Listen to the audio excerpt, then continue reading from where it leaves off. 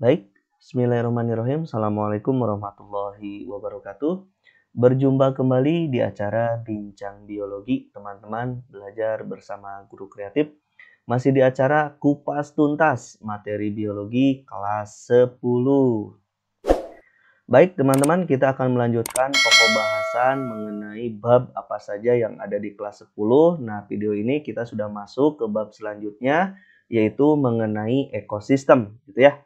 Nah, apa saja yang akan kita bahas di ekosistem ini, teman-teman? Nanti kita akan tuntaskan dengan beberapa video, ya. Nah, ekosistem ini termasuk bab yang ke-10 pada pokok bahasan kelas 10, ya. Oke, baik teman-teman. Yang pertama, pokok bahasan ekosistem sebelum kita masuk ke daerah dalamnya, kita akan melihat terlebih dahulu peta konsep apa saja yang dibahas pada kajian ekosistem ini ya. Oke, baik.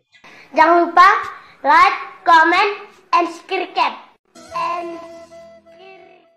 Yang pertama, teman-teman perlu diperhatikan bahwa ketika kita berbicara bab mengenai ekosistem ini, bab yang ke-10, maka kajiannya nanti kita akan membahas tentang faktor apa saja yang memang terlibat di dalam ekosistem itu. Nanti berdasarkan sifatnya, nanti ada dua, ada yang mempengaruhi di dalamnya berupa faktor biotik, ada juga yang mempengaruhinya berupa faktor abiotik, gitu ya. Nah, selain itu berdasarkan fungsinya nanti di dalam ekosistem itu terdapat suatu organisme yang termasuk ke dalam produsen, konsumen, pengurai, dan juga detritivor. Nah, nanti teman-teman di dalam ekosistem itu khususnya faktor-faktor abiotik dia akan berinteraksi gitu ya. Nah, berinteraksi di dalam ekosistem itu nanti dia interaksinya itu melalui suatu interaksi yang khas setiap makhluk hidupnya yang nantinya di dalamnya terdapat suatu aliran yang disebut sebagai aliran energi. Nah, aliran energi ini nanti dia akan melibatkan suatu proses yang disebut sebagai rantai makanan di dalamnya, ada tingkat tropik di dalamnya, ada piramida di dalamnya, dan yang terakhir ada ekologi di dalamnya. Gitu ya. Nah, selain itu, interaksi yang terjadi antara faktor abiotik dengan faktor-faktor yang lainnya di dalam suatu ekosistem juga bisa terjadi melalui suatu daur yang disebut sebagai daur biokimia. Nah, apa saja yang akan kita bahas? Yaitu yang pertama nanti ada daur nitrogen, daur fosfor, ada daur karbon, dan ada daur sulfur, gitu ya. Nah, selain itu, kajian di dalam ekosistem juga, teman-teman, dikarenakan di sini berbicara suatu interaksi antara faktor biotik dan abiotik, teman-teman, maka berbicaranya interaksi di sana perlu dilakukan suatu pelestarian lingkungan. Sebab suatu saat kalau tidak ada pelestarian mengenai lingkungan, ekosistem tersebut bisa hancur, gitu kan ya, atau bisa rusak. Nah, pelestarian lingkungannya itu nanti kenapa dia perlu? Nanti sebab di dalam interaksi itu karena adanya perusakan karena campur tangan manusia. Misalkan manusia ikut campur tangan di dalam suatu ekosistem yang menyebabkan pelestarian lingkungan menjadi rusak. Misalkan adanya interaksi dengan manusia menyebabkan timbulnya limbah, gitu kan ya. Nah, tentu limbah yang dihasilkan ini mesti diatasi dengan apa? Dengan adanya daur ulang limbah tersebut, gitu ya. Atau misalkan karena perusakan oleh faktor alam, bencana misalkan, maka itu pun mesti kita atasi, salah satunya adalah dengan membuat undang-undang lingkungan hidup, gitu ya. Terus ada juga mengenai misalkan karena timbulnya pencemaran lingkungan, sama ini pun bisa diatasi dengan adanya undang-undang yang melindungi pelestarian lingkungan yang mengakibatkan terjaga ekosistem pada suatu habitat tersebut ya. Seperti itu.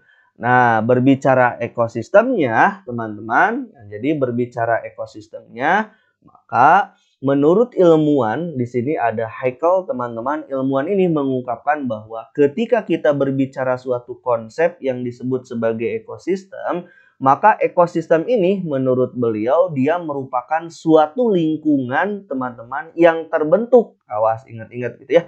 Jadi lingkungan yang terbentuk. Nah, terbentuk karena apa? Lingkungan yang terbentuk ini, teman-teman, akibat adanya hubungan timbal balik gitu ya antara makhluk hidup dengan lingkungannya. Dalam ini adalah faktor-faktor abiotik gitu ya. Jadi faktor yang memang mendukung kehidupan, mendukung faktor biotiknya seperti itu ya. Itu menurut Haeckel. Nah, ilmu yang mempelajari ekosistem yang akan kita pelajari ini nama ilmunya adalah ekologi. Nah, seperti itu ya. Nah, ekologi ini dia berasal dari kata oikos gitu ya, atau bahasa kitanya rumah atau tempat hidup, dan logos atau bahasa kitanya sering dikenal dengan nama ilmu gitu ya. Jadi nanti kita akan membahas kajian ekosistem pada pokok bahasan bab yang ke-10 ini ya. Oke, baik, itu dia pembukaan mengenai kajian dari ekosistem. Baik, yang kedua teman-teman, kajiannya setelah kita melihat mengenai peta konsep, maka kita akan lihat berdasarkan peta konsep yang tadi. Kajian pertama yaitu kita akan membahas mengenai komponen penyusun ekosistem tadi, yang di dalamnya ada faktor biotik dan yang di dalamnya ada faktor abiotik. Seperti itu ya, yang ini nih. Nah, ini dia teman-teman. Jadi penting sekali untuk kita ketahui bahwa komponen penyusun ekosistem ini dia terdiri dari dua hal yang sangat penting sekali. Yang pertama adalah ada yang disebut sebagai faktor biotik, yang kedua ada yang disebut sebagai faktor abiotik. Dua faktor ini dia berinteraksi menciptakan suatu ekosistem yang seimbang, gitu ya. Nah, siapa faktor biotik? Yaitu faktor yang di dalamnya itu merupakan organisme-organisme hidup. Nah, nanti di dalamnya itu organismenya itu ada yang berperan sebagai produsen, teman-teman. Nah, kalau organisme hidup ini dia berperan sebagai produsen, maka otomatis dia akan bersifat autotrof atau dia mampu membuat makanannya sendiri, gitu kan ya. Jadi dia disebut produsen itu biasanya dia bersifat autotrof, wajib, gitu kan ya. Dia mampu membuat makanannya sendiri, bisa lewat fotosintesis ataupun kemosintesis. Nah, kalau melewati fotosintesis, contohnya misalkan pada organisme alga gitu ya, kalau di lautan. Kalau misalkan juga selain alga ada organisme lain yang mampu berfotosintesis, yaitu tumbuh-tumbuhan. Seperti itu ya. Oke. Yang kedua, teman-teman, faktor hidup yang lain adalah dia ada organisme yang memang dikelompokkan ke dalam konsumen. Jadi di dalam faktor biotik itu yang kedua ada yang bersifat sebagai konsumen. Nah, organisme konsumen pada komponen penyusun ekosistem ini, teman-teman, dia lebih bersifat ke heterotrof atau dia tidak bisa membuat makanannya sendiri. Akibatnya apa? Dia harus memakan organisme di sekitarnya. Jadi konsumen yang pertama itu adalah dia biasanya bersifat herbivor gitu ya, memakan tumbuh-tumbuhan. Nah, konsumen yang kedua baru dia karnivor. Dia akan memakan hewan atau memakan konsumen tingkat 1 gitu ya. Jadi seperti itu. Baik konsumen tingkat 1, konsumen tingkat 2, 3 dan seterusnya, ketika dia disebut konsumen, maka organismenya bersifat heterotrof. Dia tidak bisa membuat makanan sendiri gitu ya, memakan organisme lain gitu. Kalau dia memakan produsen, maka organisme itu disebut herbivor. Kalau dia memakan konsumen lagi, konsumen 1 misalkan dimakan oleh dia, atau konsumen 2 dimakan oleh dia, maka konsumen itu dia disebut sebagai karnivor gitu ya, pemakan daging. Nah, selanjutnya organisme hidup yang lain, teman-teman, ada yang bersifat sebagai dekomposer atau bahasa kitanya adalah pengurai. Gitu ya, pengurai apa? Pengurai sisa-sisa organisme saat itu yang memang misalkan sudah mati, gitu ya. Nah, setiap anggota dekomposer ini, teman-teman, dia bersifat saprofit, gitu ya. Nah, makanya dia disebut sebagai pengurai sisa-sisa organisme. Saprofit itu seperti itu ya. Contohnya apa? Di dalam lingkungan biotiknya bisa misalkan organismenya berupa jamur atau organismenya berupa bakteri. Nah, ini dia ya. Jadi bisa jamur dan bakteri. Ini kalau dia bersifat saprofit. Seperti itu, teman-teman. Dan organisme yang selanjutnya di dalam faktor biotik ada yang disebut sebagai detritivor atau pemakan detritus gitu ya. Nah, seperti itu. Jadi pemakan hancuran jaringan baik dari hewan ataupun hancuran jaringan dari tumbuhan, itu namanya detritus. Nah, organisme yang memakannya detritivore, begitu ya. Nah, contohnya siapa? Contoh misalkan dalam hal ini bisa disebutkan cacing tanah, bisa siput, keluing gitu kan ya, bintang laut atau kutu kayu gitu ya. Ini dia contoh-contoh yang termasuk ke dalam detritivore, yaitu dia itu organisme pemakan detritus ya, detritus. Oke, seperti itu. Ini yang terlibat di dalam faktor-faktor biotik di mana komponen penyusun ekosistem. Tentu faktor biotik ini teman-teman dia bisa hidup mesti adanya interaksi dengan faktor abiotik. Makanya disebut sebagai ekosistem, gitu kan ya.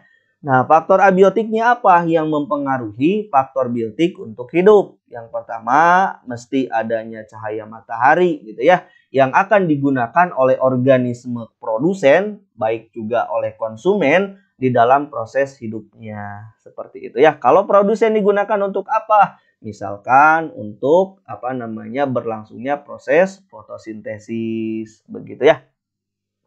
Jadi seperti ini nih. Jadi ada sinar matahari memang diperlukan oleh tumbuhan, yaitu faktor biotik. Digunakan untuk proses apa? Dia memproduksi makanan gitu ya. Dalam hal ini adalah fotosintesis. Yang kedua, nutrisi gitu kan ya. Nah, nutrisi juga sama dibutuhkan oleh produsen, konsumen, dekomposer, detritivore. Untuk apa? Untuk melangsungkan kehidupannya gitu ya, melangsungkan kehidupannya di dalam interaksi dalam suatu ekosistem yang ada. Seperti itu ya. Terus selanjutnya ada juga udara. Udara sangat diperlukan bagi mereka, khususnya bagi faktor biotik. Gitu kan ya, untuk apa? Udara dalam hal ini adalah oksigen yang akan digunakan di dalam sistem pernapasan yang nantinya terlibat di dalam proses metabolisme secara respirasi aerobik gitu ya. Nah, jadi respirasi yang menggunakan oksigen. Selanjutnya ada juga air, teman-teman. Air juga dibutuhkan oleh organisme faktor biotik ini, teman-teman. Jadi produsen, konsumen, dekomposer, detritivore juga butuh air. Khususnya selain konsumen, produsen juga butuh air, khususnya di dalam proses fotosintesis ya. Oke. Terus tanah. Tanah juga dibutuhkan, teman-teman, oleh produsen untuk tempat hidup. Kalau konsumen misalkan sebagai habitat di mana tinggal dia gitu ya, kalau memang yang tinggalnya di tanah gitu ya, dan dia juga dapat mendapatkan makanan dari tanah seperti itu ya.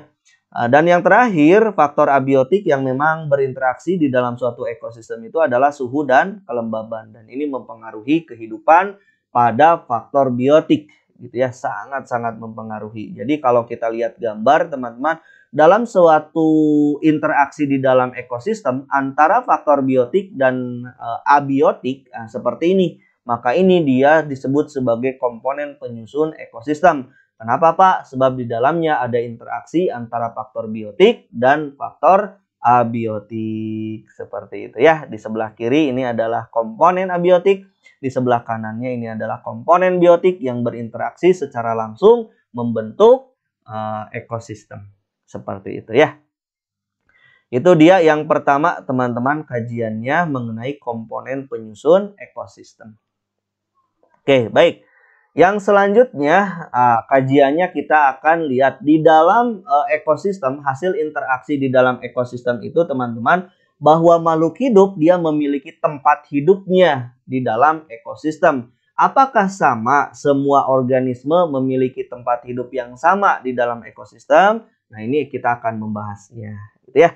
Jadi seperti ini teman-teman, tempat hidup yang secara umum organisme menempati pada suatu ekosistem itu tempat hidupnya disebut sebagai habitat. Jadi gitu ya. Jadi tempat hidup yang umum yang menempati suatu ekosistem itu dia disebut sebagai habitat.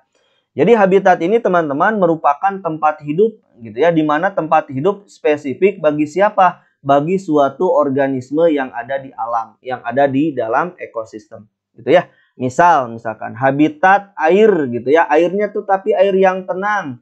Misalkan yang banyak tanam-tanaman airnya, maka di sana itu biasanya misalkan dihidupi oleh serangga air gitu ya, ikan kecil, juga siput air gitu ya. Jadi beberapa organisme tersebut dia bisa menempati habitat yang sama. Contoh darat, banyak kan organisme yang hidup di darat. Nah, itu dia disebut sebagai habitat. Begitu ya. Habitatnya bisa air, bisa darat, ataupun bisa yang lainnya. Jadi ingat, di dalam suatu habitat itu bisa kita temukan beberapa organisme yang hidup. Satu. Tetapi ketika kita berbicara nisia, teman-teman, sebagai tempat hidup makhluk hidup yang ada di dalam ekosistem, nah tempat hidup yang kedua adalah ada yang disebut sebagai nisia atau nisci. Nah, kalau yang ini dia lebih spesifik lagi dari habitat. Apa? Dia merupakan status fungsional kalau yang ini, teman-teman.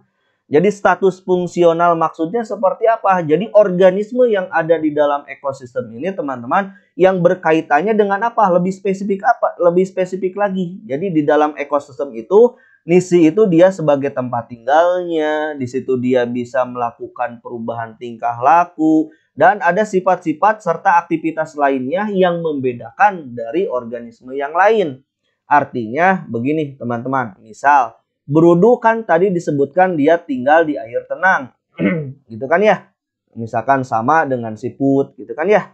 Tapi kalau berbicara nisi, air tenang ini yang banyak tanaman ini nanti banyak berudu gitu kan ya. Nah, nanti berudunya itu dia dapat berenang dengan bebas di situ gitu ya, dapat berenang bebas dengan di situ. Nanti berudu dengan siput mungkin dia memiliki habitat yang sama, yaitu air tenang yang banyak tanaman. Namun nisinya dia berbeda sebab nisi lebih spesifik daripada habitat. Nah, sebab misalkan siput air dia tidak dapat berenang bebas gitu ya. Seperti apa? Seperti berudu. Nah, ini perbedaannya gitu ya. Misalkan di air yang tenang, di situ ada siput air dan berudu, habitatnya memang di situ, tapi nisinya berbeda. Siput air ya udah diam di satu lokasi saja, dia tidak bisa berenang bebas. Namun berudu dia bisa berenang bebas. Nah, itu adalah nisi. Jadi beda dengan habitat ya. Jadi kalau lihat dari gambar, coba perhatikan teman-teman, perbedaan antara habitat dengan nisi seperti ini. Contoh, habitat itu misalkan habitatnya burung ada di daun pada pohon ini, misalkan gitu ya. Nah, sama kan? Jadi habitat yang dimiliki oleh burung, yang dimiliki oleh lebah, yang dimiliki oleh tupai sama, yaitu pada pohon ini. Itu habitatnya. Saya ulangi. Jadi kalau berbicara habitat antara burung, lebah dan tupai itu dia sama habitatnya. Dia pada pohon ini. Artinya dalam suatu habitat bisa kita temukan beberapa organisme gitu ya. Tapi apakah nisi mereka itu dia sama? Beda. Contoh, nisinya burung tersebut dia hanya menduduki daerah dedaunan yang di atas. Untuk apa? Untuk bertelur gitu kan ya. Dan itu tidak digunakan oleh lebah dan tidak digunakan oleh tupai. Sedangkan lebah sendiri hanya dia menggunakan nisinya itu pohon ini di daerah ranting-rantingnya yang ada bunga-bunganya. Untuk apa? Untuk makannya dan untuk membentuk sarangnya. Nah, beda kan?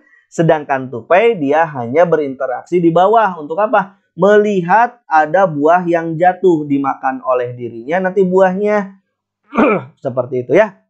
Jadi berbicara nisi jadi berbeda nisinya. Jadi meskipun habitatnya sama, menduduki pada tumbuhan yang sama, namun nisinya berbeda. Jadi nisi itu lebih spesifik. Gitu ya. Begitu. Dan kalau nisi hanya ditemukan satu organisme saja. Begitu ya. Dalam suatu habitat. Ingat-ingat. Begitu ya. Oke. Jadi itu adalah perbedaan antara habitat dengan nisi. Jangan lupa. Dalam suatu habitat bisa kita temukan beberapa organisme. Sedangkan di dalam habitat itu ada tempat yang khas-khas milik organisme tertentu. Nah, itu disebut sebagai nisi. Nah, ya, seperti itu. Gampang sekali perbedaannya ya. Itu adalah yang disebut sebagai tempat hidup, makhluk hidup dalam suatu ekosistem. Ada habitat dan ada nisi. Itu yang ketiga. Dan yang keempat, teman-teman, pada video kali ini kita akan sampai tutup dulu di ekosistem sampai ke suksesi dulu ya. Sebab kajiannya panjang. Baik. Nah, perlu diketahui di dalam suatu ekosistem, teman-teman, ada suatu istilah yang disebut sebagai suksesi. Gitu ya. Nah, apa itu suksesi? Kita akan membahasnya. Nah, perlu diketahui juga, kita ambil dulu ininya ya, sama kalian bahwa ketika kita berbicara suksesi, Jadi suksesi ini teman-teman dia diawalinya suatu jenis kehidupan. Jadi awal mulanya ada kehidupan gitu ya. Di mana pada substrat baru atau pada daerah tertentu akibatnya memungkinkan suatu tumbuhan atau organisme lain itu dia dapat tumbuh gitu ya pada substrat tersebut. Nah, itu dia disebut sebagai suksesi. Jadi munculnya adanya kehidupan awal. Nah, seperti itu ya. Siapa yang menjadi perintisnya? Siapa yang menjadi pemicunya untuk dia hidup di awal? Nah, perintisnya adalah ada yang disebut sebagai organisme lihenes atau lumut kerak. Ada juga lumut gitu ya, dan juga bisa tumbuhan paku. Mereka disebut sebagai tumbuhan pionir, teman-teman, atau tumbuhan perintis sebab mereka mampu memulai proses suksesi, mampu memulai suatu kehidupan pada tempat yang awalnya tidak ada kehidupan. Nah, begitu ya, diawalinya oleh mereka sehingga yang lainnya bisa hidup di sana. Mulai dari tumbuhan kecil sampai tumbuhan yang lebih dewasa, mulai dari hewan kecil sampai hewan yang besar, gitu ya. Contoh, padang rumput misalkan teman-teman dia terbakar habis gitu ya, dilalap oleh si jago merah. Nah, atau misalkan pada suatu pulau kecil yang lengkap teman-teman dengan tumbuhan yang menghuninya tentu gitu ya. Tidak ada seorang pun yang melakukan penghijauan. Jadi ketika padang rumput yang habis terbakar atau pulau kecil gitu ya yang tadinya lengkap ada tumbuhan ya penghuninya. Misalkan kalau padang rumput yang terbakar habis, awalnya kan ada kehidupan tuh, habis tuh. Nanti akan bermulai lagi ada kehidupan. Siapa yang memulai lagi? Bisa lihenes, bisa lumut, bisa tumbuhan paku. Atau tadi pulau kecil yang tadinya tidak ada kehidupan, lalu bermulainya ada kehidupan, ada tumbuhan, ada penghuninya gitu kan ya, hewan dan tumbuhan. Awalnya dari mana? Itu dari perintis pasti awalnya, gitu ya.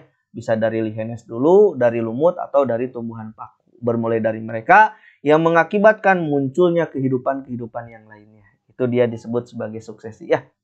Nah, tahapan yang terjadi pada suksesi sendiri, teman-teman, nanti ada tahapannya. Yang pertama, ada tahapan yang disebut sebagai kolonisasi. Nah, kalau kolonisasi ini dia merupakan suatu bentuk pendudukan, teman-teman, atau penguasaan habitat, gitu kan ya, oleh suatu makhluk hidup. Misalkan di situ ada lihenes, hidup di situ, maka koloni lihenes akan tumbuh di situ banyak sekali. Itu penguasaan habitat. Jadi pertama kalinya begitu dulu, penguasaan habitat. Setelah itu, setelah penguasaan habitat, di dalamnya akan terjadi modifikasi tempat. Jadi adanya modifikasi tempat yang mengakibatkan terjadinya pengubahan sifat-sifat pada tempat itu, pada habitat itu, yang dilakukan tentu oleh koloni hidup itu. Gitu ya, akibatnya misalkan lihenes hidup di bebatuan. Wah, dia dikuasai bebatuannya, penguasaan kolonisasi gitu ya. Nanti ketika lihenes hidup di bebatuan itu teman-teman, batu itu menjadi lapuk. Nah, itu terjadi pengubahan sifat tempat gitu ya, modifikasi tempat. Yang mengakibatkan yang tadinya batu keras tidak bisa dihidupi oleh yang lain kecuali lihenes, sekarang batunya sudah lapuk. Mengakibatkan batu itu, yang lapuk itu bisa ditumbuhi oleh tumbuh-tumbuhan yang lain. Nah, itu adalah modifikasi tempat yang mengakibatkan tempat tersebut menjadi banyak kehidupan. Nah, seperti itu ya tahapannya. Nah, adapun macam-macamnya teman-teman, suksesi itu ada dua. Ada yang termasuk ke dalam suksesi primer, ada yang masuk ke dalam suksesi sekunder. Dia disebut primer kenapa? Sebab proses suksesinya teman-teman dia dimulai pada suatu tempat atau habitat yang belum memiliki kondisi kehidupan suatu organisme. Jadi tidak ada awalnya. Yang tadi saya bilang batu misalkan yang keras tidak ada kehidupan. Bermulai di situ ketika lihenes nempel pada batu itu misalkan menjadi banyak kehidupan. Nah, itu adalah suksesi primer. Mulai dari tidak ada kehidupan menjadi ada kehidupan. Itu suksesi primer. Misalkan bekas larva gunung berapi itu kan pasti habis. Gitu ya kehidupannya. Bantai pasir atau batu-batuan yang tadi saya sebutkan. Awalnya tidak ada kehidupan menjadi ada kehidupan. Itu adalah suksesi primer. Nah, yang kedua ada suksesi sekunder, teman-teman. Kalau ini sebaliknya. Nah, suksesi sekunder itu merupakan suksesi di mana teman-teman dimulainya di suatu tempat daerah yang awalnya berpenghuni. Jadi habitatnya itu sudah berpenghuni, teman-teman, memiliki berbagai macam nutrisi untuk organisme itu, ada kehidupan. Namun ditinggalkan, misalkan menjadi rusak atau misalkan ada bencana gitu ya. Menjadi rusak, kebakaran misalkan itu habis semuanya. Bermulai lagi dari nol lalu ada kehidupan lagi. Nah, itu adalah sekunder. Jadi awalnya ada kehidupan, rusak, ada kehidupan lagi. Nah, itu sekunder. Ya, jadi kita simpulkan kalau suksesi primer tidak ada kehidupan, menjadi ada kehidupan, sedangkan suksesi sekunder ada kehidupan, rusak, terus ditinggalkan, lalu ada kehidupan lagi. Begitu ya. Jadi kalau kita lihat dari sisi gambar, kita akan lihat perbedaan dari suksesi primer dan suksesi sekunder itu seperti ini, teman-teman. Kita lihat. Nah, ini dia. Ini teman-teman bisa perhatikan, ini suksesi yang pertama yang kita namakan, ini adalah suksesi primer, teman-teman. Jadi awalnya tidak ada kehidupan gitu ya, berupa batu-batuan. Mulai lihenes nempel pada batuan ini. Jadi terjadi kolonisasi gitu ya, terjadi penguasaan habitat. Akibatnya batuan yang tadinya keras menjadi lapuk dengan hidupnya lihenes di situ. Lapuknya batuan ini, teman-teman, nanti bisa menjadi tanah gitu kan ya, yang mengakibatkan tumbuhan lain bisa hidup. Makin banyak, makin beraneka ragam. Nah, ini disebut sebagai suksesi primer. Nah, sedangkan yang kedua ini, teman-teman, adalah suksesi sekunder. Jadi bermulai awalnya memang ada lahan hijau. Jadi ada kehidupan dulu di situ. Ternyata kehidupan itu menjadi terbakar, rusak, misalkan terbakar oleh si jago merah, dilahap semuanya, menjadi hanguslah, habislah gitu ya habitat tersebut. Jadi yang tersisa hanya batu-batuan. Akibatnya apa? Nanti bebatuan tersebut tetap akan ditumbuh lagi oleh lihenes dan lumut. Nanti batuan ini menjadi lapuk, nanti banyak ditumbuhi oleh tumbuhan herba, lalu perdu, lalu oleh banyak pohon yang berkayu. Nah, di sini adalah suksesinya, ini disebut suksesi sekunder. Ada kehidupan, rusak, ada kehidupan lagi. Gitu ya, itu adalah suksesinya suksesi sekunder.